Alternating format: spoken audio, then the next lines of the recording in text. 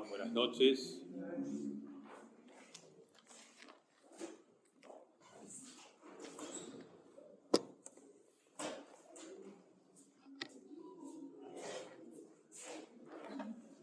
Vamos a continuar un poco en línea con lo que compartimos el sábado.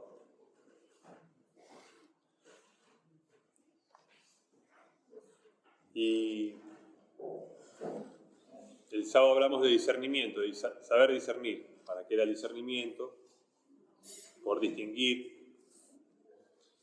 Hablamos de las ovejas y de personas que no son ovejas. Y el contraste de esas cosas, ¿no? Vamos a retomar la lectura ahí de Mateo 7, para tener nuestra referencia bíblica, la palabra del Señor en Mateo 7. Este tema,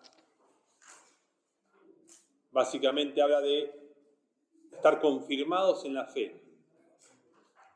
Pablo específicamente, o como en la traducción de la Reina Valera, dice en Colosenses 2:7, confirmados en la fe.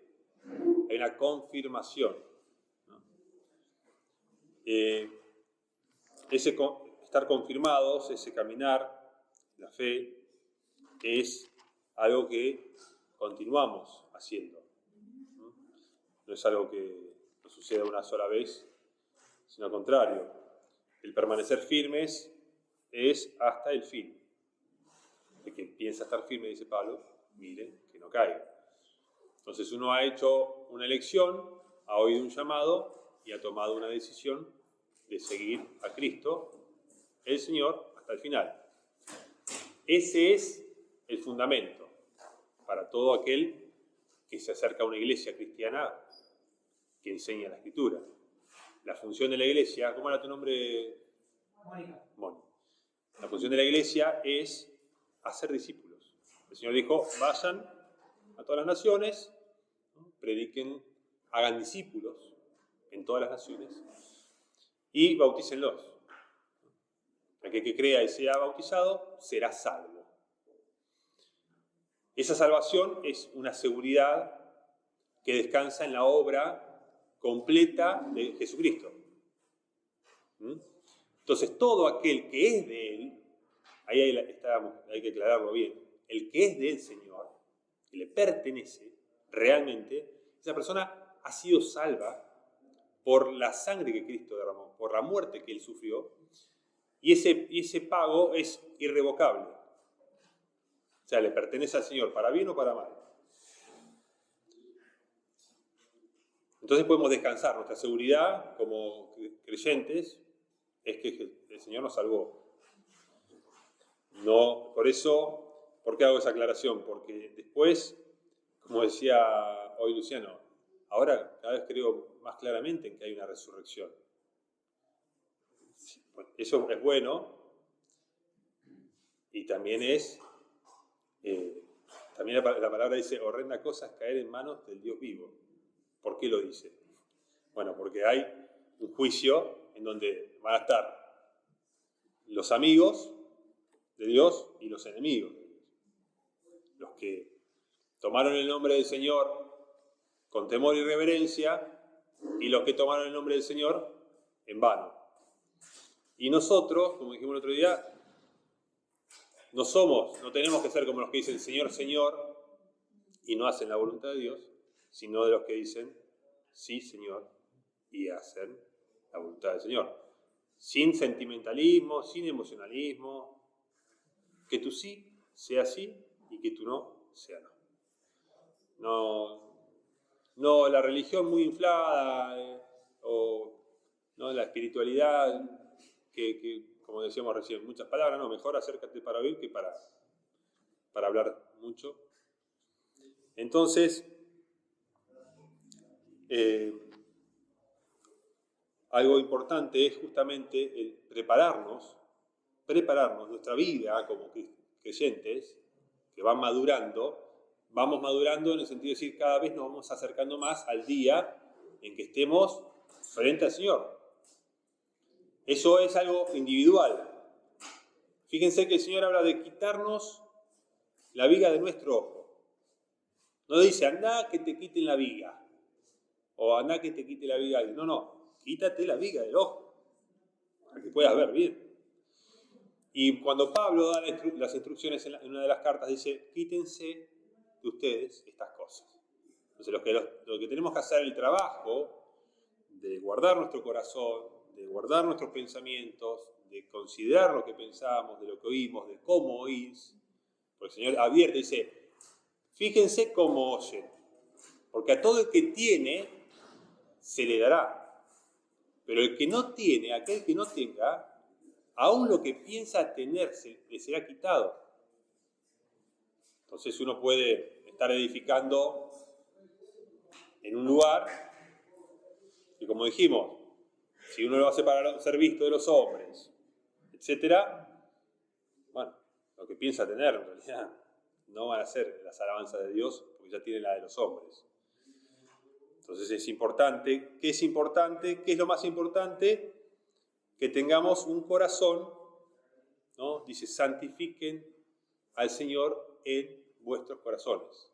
O sea, que en tu corazón esté presente las palabras del Señor, el consejo de Dios, la guía, para que en las pequeñas cosas, en los pensamientos más profundos, en esos deseos y en un montón de cosas, estemos llevando los pensamientos a la luz de la verdad, ¿no?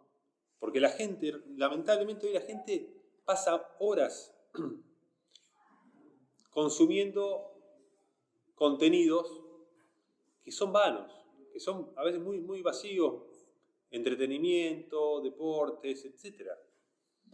Y nosotros realmente, como leía uno de los pasajes que tenía anotado, era Colosenses 3, se han resucitado con Cristo, como dice, ¿no? Lucho, hemos resucitado, ya es un hecho, ¿no? Busquen las cosas de arriba, no las de la tierra. Y en ese buscar hay, fíjense después, cuando Pablo lo lleva a la práctica, dice, bueno, entonces, ¿qué se supone que tengo que hacer si busco las cosas de arriba? Bueno, quítense de ustedes, ¿no? Estas cosas. Ahora vamos a leer. Entonces, que es fundamental entender cuál es nuestro trabajo como discípulos. Si yo voy a una persona que toca un instrumento, que sabe un arte, un oficio, tengo que ir, me dice, bueno, esto que tenés que hacer es así, ¿no? Alguien que sabe manejar algo, esto lo tenés que quitar, tenés que purificar esto, en la cocina, limpiar los utensilios, etc. Y en la vida cristiana es similar, es similar. Es como tengo que vivir, ¿no? Bueno, de esta manera.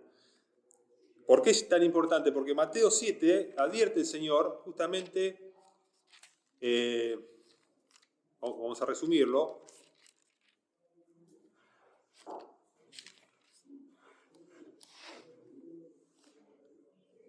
después de hablar de sacarse la paja de la viga de nuestro propio ojo, etc.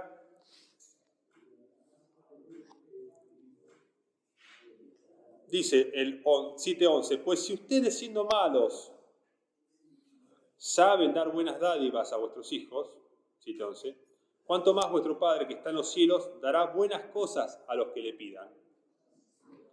Así que todas las cosas que quieran que los hombres hagan con ustedes, así también hagan ustedes con ellos. Porque esto es la ley y los profetas. O sea, que ese resumen de la ley y los profetas era lo que hablábamos del yugo, ¿no? De las cargas religiosas. Que los judíos tenían muchas cargas religiosas rituales, ¿no? No tocar esto, ¿no? Que guardaban un montón de formalismos, el lavado de manos, de los utensilios y un montón de cosas que eran sombra, ¿no? De lo que iba a venir, pero en realidad el Señor mismo le dice, lo más importante de la ley, ¿qué era? La justicia, la fe y la misericordia. Esas cosas era necesario hacer sin dejar de hacer aquellas. Entonces lo más importante es esta parte, hacer con los demás lo que uno quiere que hagan con uno. Y a mí lo que más me gusta es que me digan la verdad, que el Señor me diga la verdad. ¿Para qué vine al mundo? ¿A dónde voy? ¿De dónde vengo? ¿Quién me amó realmente? Esa es la verdad más linda. Que tenemos un Dios que creó los cielos y la tierra y que tenemos un Señor, un pastor de nuestra alma.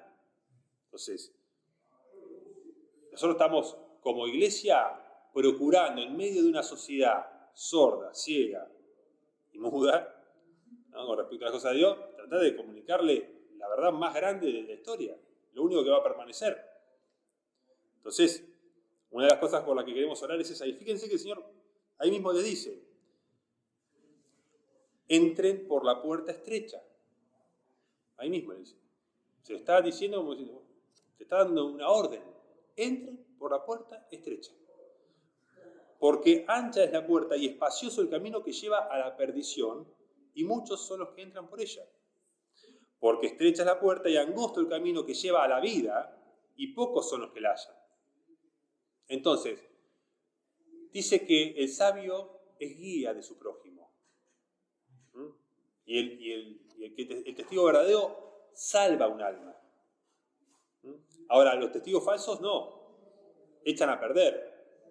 El error de los inicuos, la mentira de la gente impía, que niega a Dios, que niega el juicio, que niega el temor de Dios, ¿a dónde te lleva? Te lleva por el ancho y espacioso camino, te lleva a la destrucción. Acá el Señor te está diciendo la verdad, nos está diciendo, hablando a todos, y está hablando con autoridad, con la autoridad de Dios. La autoridad de Dios. O sea que es la autoridad definitiva, irrevocable e inevitable. Esto va a suceder. Va a haber una resurrección y va a haber un juicio. Y el Señor va a dar a cada uno lo que le corresponda. A los que están en Cristo, los va a salvar y les va a dar conforme a lo que hayan hecho en el cuerpo. A los que no son de Cristo y hayan rechazado el Evangelio de salvación, no hay otra oportunidad. Cuando pasaste de la muerte, la puerta de atrás se cierra y no podés salir. Entonces fíjense esto. Y esto va a ser nuestra introducción para después verlo en las cartas y considerarlo en la profundidad que tiene. Porque el 15 dice: guárdense de los falsos profetas, que vienen a ustedes con vestido de ovejas, algo inofensivo, amigable, buena onda, pero por dentro son lobos rapaces. Por sus frutos los conocerán. ¿Acaso se recogen uvas de los espinos o higos de los abrojos? Así, todo buen árbol da buenos frutos, pero el árbol malo da frutos malos. No puede el buen árbol dar malos frutos, ni el árbol malo dar frutos buenos. Y fíjense lo que dice: todo árbol que no da buen fruto es cortado y echado en el fuego. No es bueno, dan los árboles malos, dan los buenos y ya está. Pasa algo con los árboles buenos y con los árboles malos. Va a pasar algo. Y acá el Señor lo dice en términos de parábola. Es cortado y echado al fuego. Entonces uno puede escuchar el sermón del monte y decir, bueno, muy lindo, sí. Y pasarlo por alto, pasar de largo. Pero estas palabras no pasarán, dijo el Señor. Se van a pasar los cielos y la tierra, pero mis palabras no. Entonces, acá sigue el Señor, dice: así que por sus frutos los conocerán. No todo el que me dice Señor, Señor, entrará en el reino de los cielos, sino el que hace la voluntad de mi Padre que está en los cielos. Muchos me dirán en aquel día: Señor, Señor, no profetizamos en tu nombre, y en tu nombre echamos fuera demonios, y en tu nombre hicimos muchos milagros. Y entonces les declararé: nunca los conocí. Apártense de mí, hacedores de maldad. Ahí vemos gente que puede decir, ¿no?, parecer cristianos, ¿no?, llevar el nombre de Jesús, hacer obras, ¿sí?, de profecías, de echar fuera demonios, de milagros, y el Señor no los conoció. Está sucediendo hoy, ¿no?, en el mundo ha sucedido. Ahora, cualquiera pues que me oye estas palabras y las hace, dice el Señor, le compararé a un hombre prudente que edificó su casa sobre la roca. Entonces tenemos el sermón del monte, lo escuchamos y es decir, bueno, a ver, ¿cómo respondía el sermón? Uno dice, el hombre prudente edificó su casa sobre la roca, porque cumplió. Y el imprudente dice, pero cualquiera que me oye estas palabras y no las hace, le compararé a un hombre insensato que edificó su casa sobre la arena.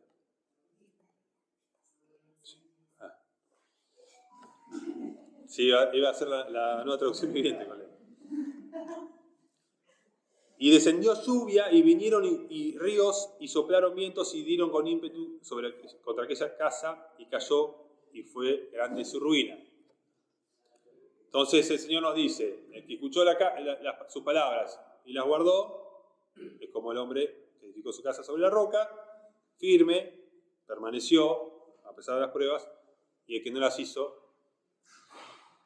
Ahora, esto habíamos dicho el sábado, que quería leerlo en paralelo con 2 de Pedro 3, ahora sí va a leer Lea.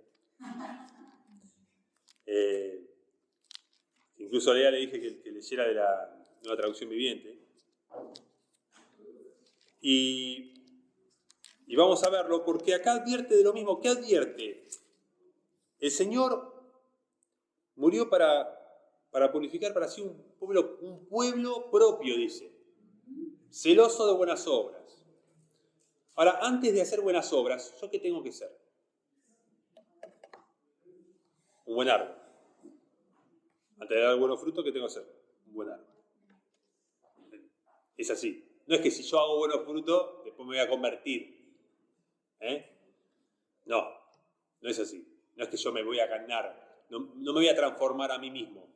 Yo tengo que tener primero la semilla implantada, dice, la palabra de fe implantada. Reciban, como dice Santiago, con mansedumbre, la palabra de fe implantada, plantada en nuestro corazón, la cual actúa, o sea, tiene una acción en ustedes, los creyentes. Actúa, dice, poderosamente, o sea, tiene un poder transformador en los que creen. Y si yo creo, tengo que estar constantemente, día, semana, mes, año tras año, tras año, tras año, persiguiendo esto. Pablo mismo lo dice. No pretendo yo haberlo alcanzado. Ya Pablo llevaba bastante tiempo de religioso y de cristiano. Y de sirviendo al Señor. Pero me extiendo, dice. A ver si logro alcanzar aquello por lo cual fui tomado por Cristo. Entonces, ese es el consejo que nos da todo. ¿Por qué?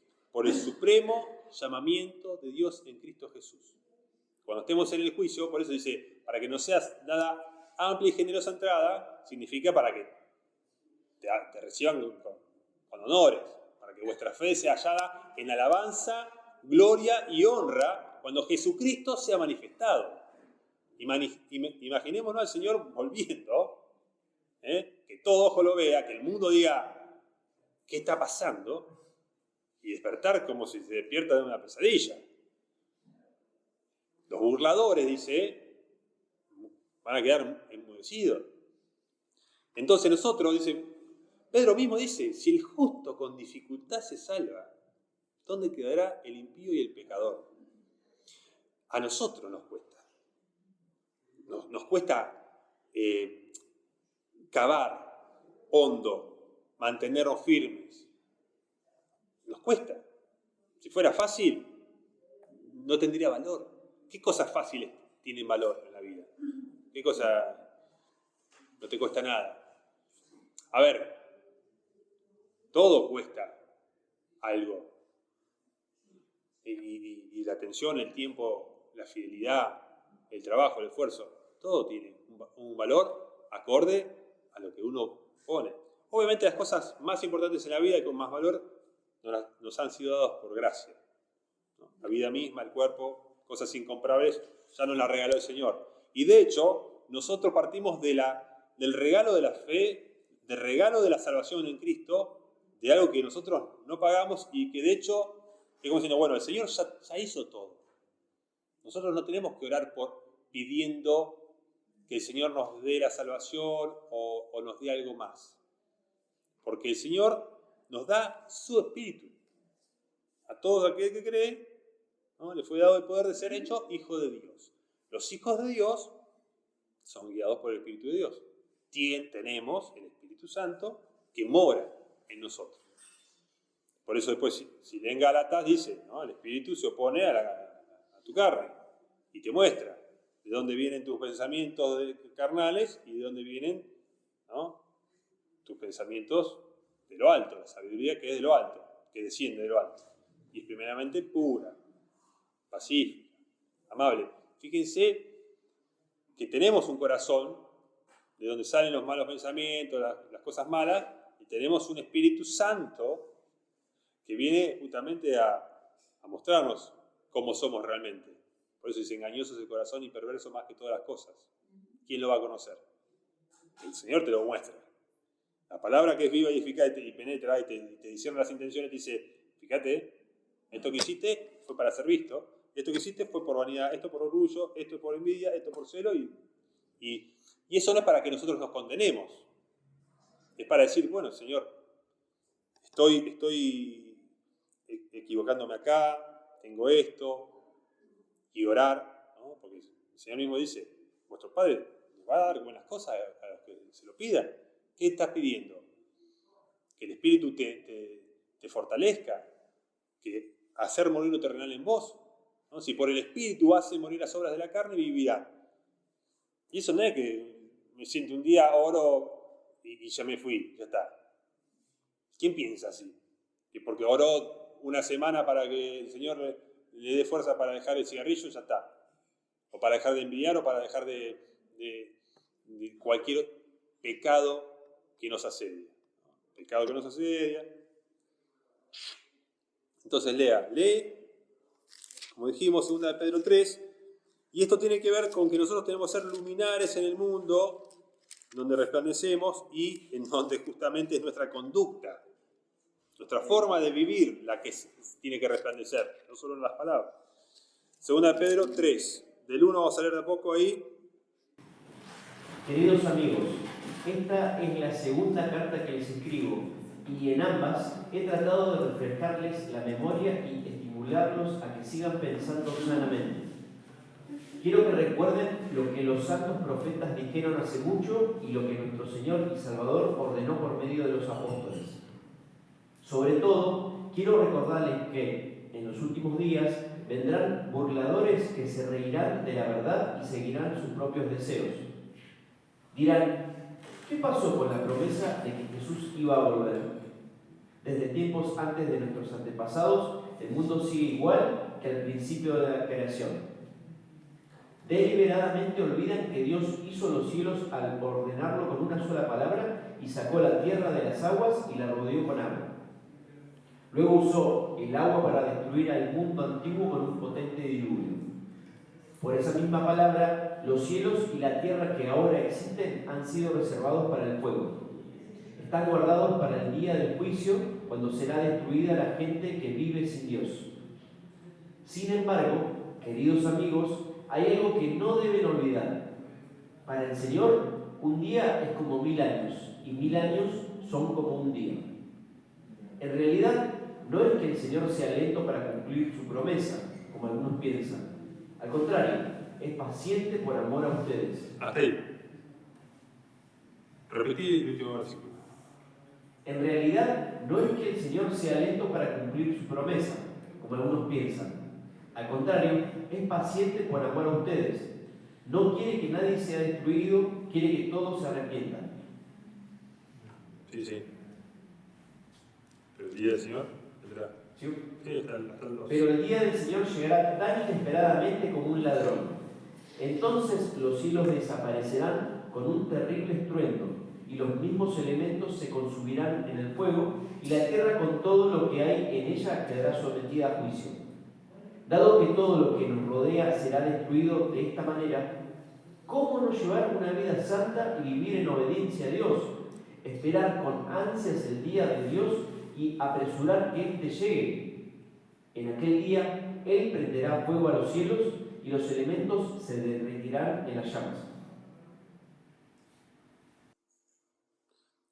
Sí, 14. 14 y vamos a leer hasta el final.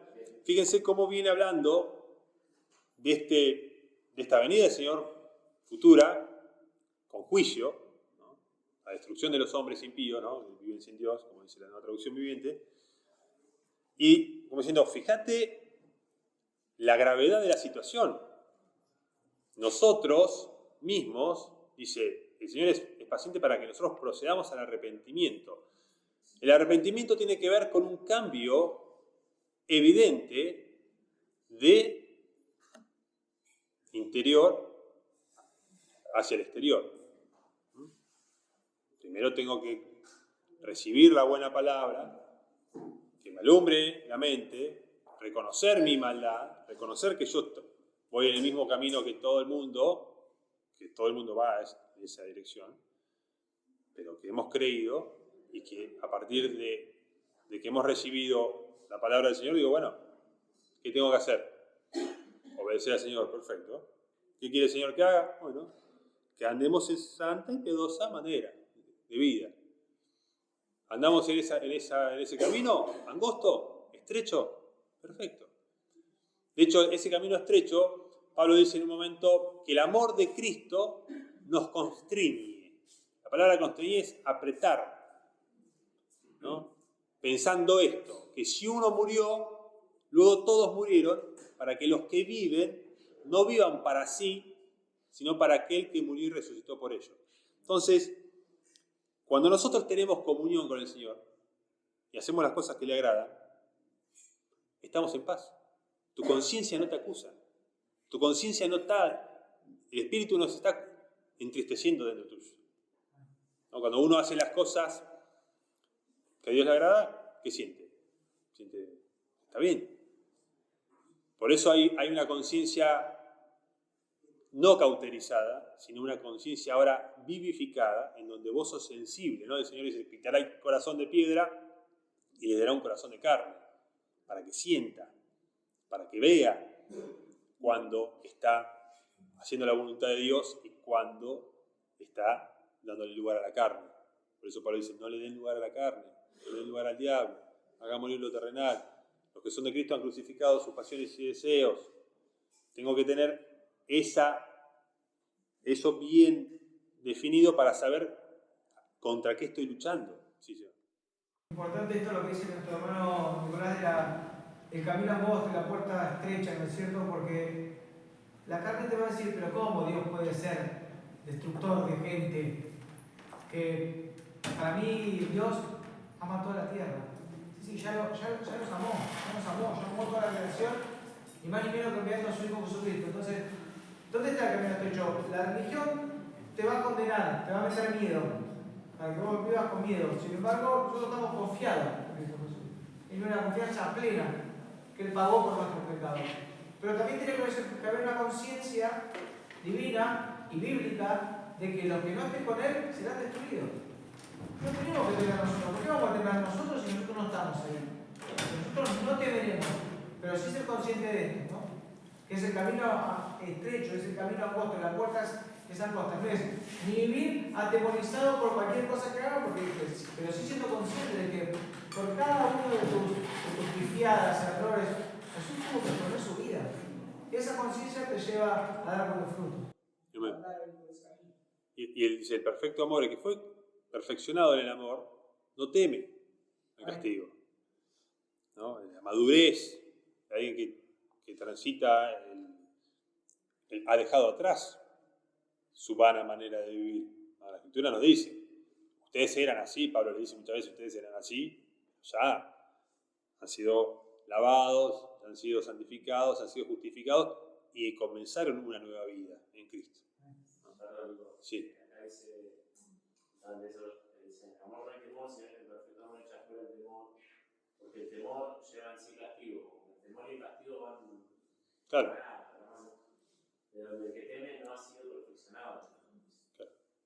No es un temor a Dios, sino es un temor al castigo, que no es lo mismo.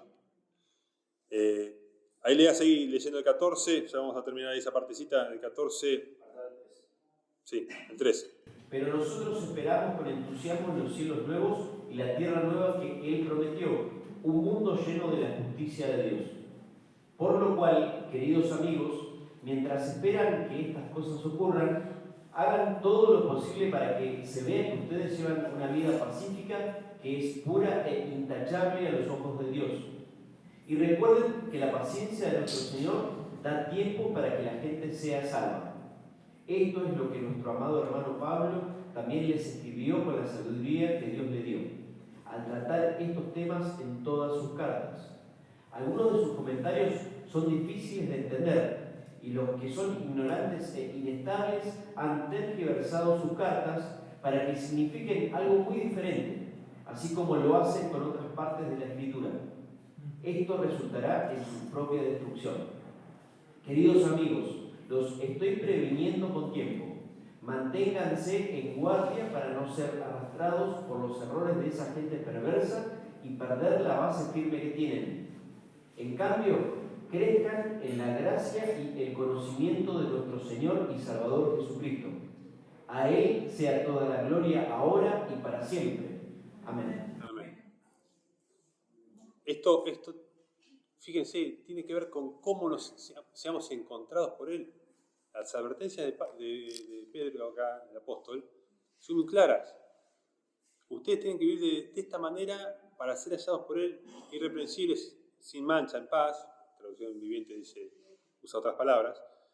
Pero claramente tiene que ver con cómo estamos viviendo si realmente hemos creído. Ahí eso es fundamental, porque la gente que tergiversa muchas veces la palabra, la gracia, ¿no? Por decir, no, si la gracia ya está, la ley, no hay ley, no hay moral, no hay nada, ya está, ya Cristo pagó.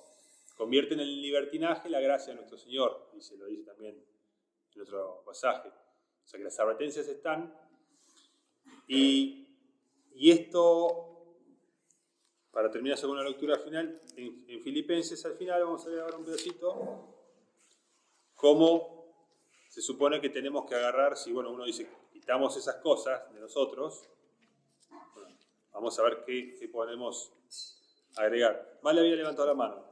Sí, yo levanté la mano porque todo esto tiene que ver con quienes están rechazando al Señor, no con, nuestra tarea que vos dijiste al principio es ganar almas. Amén.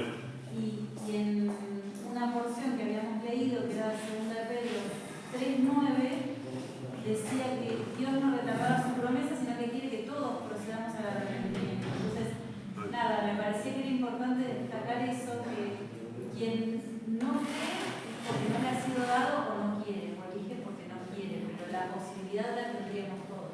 Sí. Claro, aparte de Pablo dice a Timoteo, Dios quiere que todos los hombres sean salvos y vengan al conocimiento de la verdad. Ese es el deseo de Dios, que todos los hombres vengan al conocimiento de la verdad para ser salvos. Ahora, hay gente que conoce la verdad y la rechaza. Uno puede plantear la incredulidad, pero muchas veces la incredulidad en realidad es maldad encubierta o justificar la maldad. Ahora, Filipenses, lees ahí, Lea, Filipenses 4, esto tiene que ver con esta cuestión de ir a Dios con nuestras peticiones, no solo peticiones materiales, las peticiones espirituales, las cargas del pecado, las debilidades, las debilidades que tenemos, los vicios de nuestra carne viciada. Nosotros también necesitamos orar y llevarlo y decir, Señor, yo no puedo. Necesito tu Espíritu que obra en mí. Porque es parte de la promesa, ¿no? El Señor mismo nos carga sobre su hombro. Leemos entonces Filipenses 4, del 6 al 9. No se preocupen por nada. En cambio, oren por todo. Díganle a Dios lo que necesitan y denle gracias por todo lo que Él ha hecho. Así experimentarán la paz de Dios, que supera todo lo que podemos entender. La paz de Dios cuidará su corazón y su mente mientras vivan en Cristo Jesús. Y ahora, amados hermanos, una cosa más para terminar.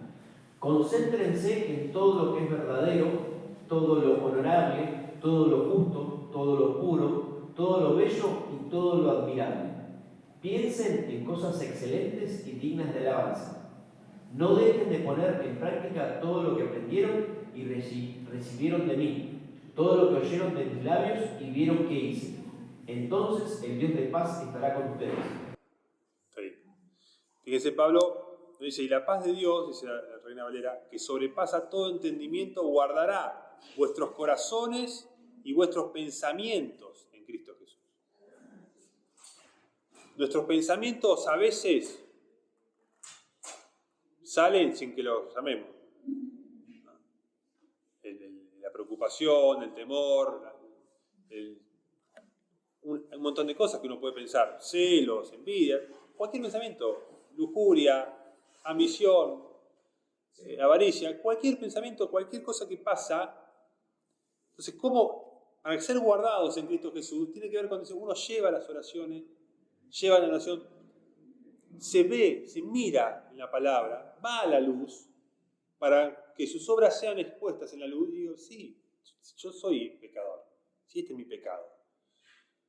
Sí, justamente para eso murió Jesucristo, para salvarnos de nuestro pecado. No solo pagando la deuda, lo roto, para hacer todo nuevo, todas las cosas nuevas, ¿no? Porque cuando venga el reino y sean las cosas nuevas, el nuevo cuerpo que recibimos, la nueva vida eterna que vamos a vivir, es algo que no se podía pagar, no lo podíamos comprar nosotros. Es más, si estamos debiendo, menos vamos a comprar un cuerpo nuevo, incorruptible. Pero si nosotros tenemos hoy el trabajo de parecernos más al Señor, tenemos que compensar por nuestro corazón, por ese corazón que el Señor era una persona pura. Era en los días de su carne. Una persona que decía, ¿quién me redarguye de pecado?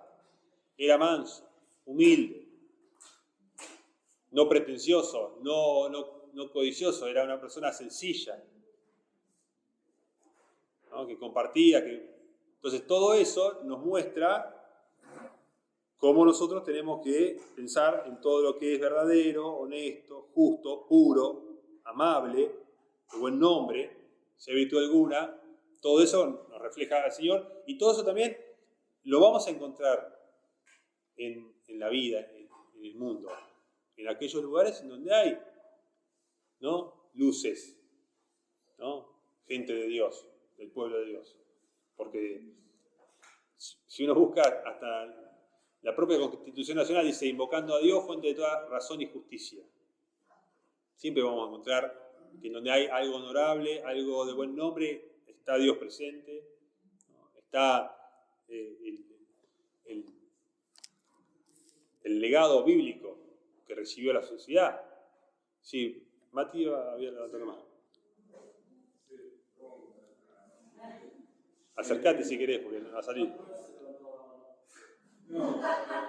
Cuando habla de todo momento, significa estar todo el día arrodillado, pero no es tener en nuestra mente presente al Señor. Cuando dice todo lo bueno, todo lo grave, estaba describiendo a Jesucristo. Y eso también sirve para que todos los pensamientos no siempre son nuestros pensamientos. Tener el discernimiento para saber cuándo un pensamiento es nuestro y cuándo no. Cuando Señor, yo no pienso así, tener mi pensamiento, yo cautivo de la dirección de Cristo, para no bajar los pensamientos al corazón y que después termine siendo pecado. Pero bueno, tenemos que encontrar. El Salmo 50, para terminar, es el Salmo del juicio, y ahí nos muestra por qué. Empezamos tarde. Dame este. El Salmo 50 para terminar. ¿Por qué para terminar? Porque habíamos dicho que nosotros nos preparamos para el juicio, para que el Señor, cuando venga en gloria, va a recibir a su pueblo. El Salmo 50, del 3 al 6, dice, lo leo yo, dice, habla del juicio, ¿no? Vendrá nuestro Dios y no callará. Fuego consumirá delante de él y tempestad poderosa le rodeará. ¿No? Los cielos ardiendo, dijo Pedro, ¿no? El grande estruendo. Convocará a los cielos de arriba y a la tierra para juzgar a su pueblo. Júntenme, mis santos, los que hicieron conmigo pacto con sacrificio, y los cielos declararán su justicia, porque Dios es el juez. Hacer pacto con sacrificio, ¿qué significa?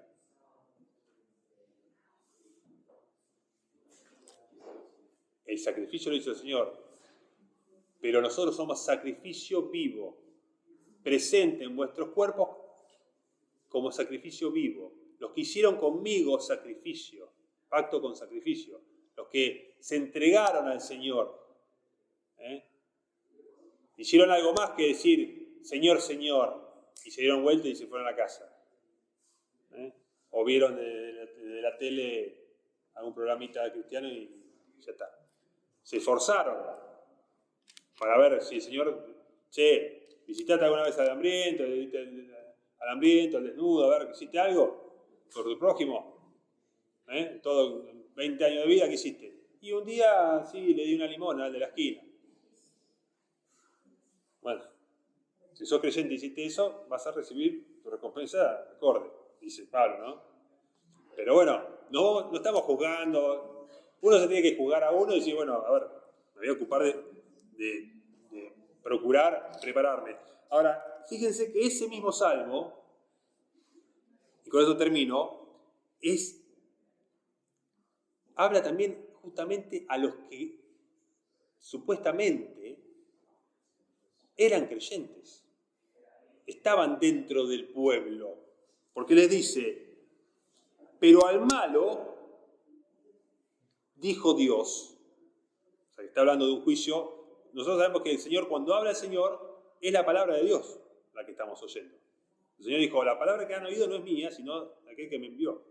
Y cuando el Señor esté de regreso y hable, no va a haber más autoridad que Él acá en la tierra, y va a decir las cosas, ¿no?, con autoridad divina. Y dice, le dijo al malo, ¿qué tienes tú que hablar de mis leyes?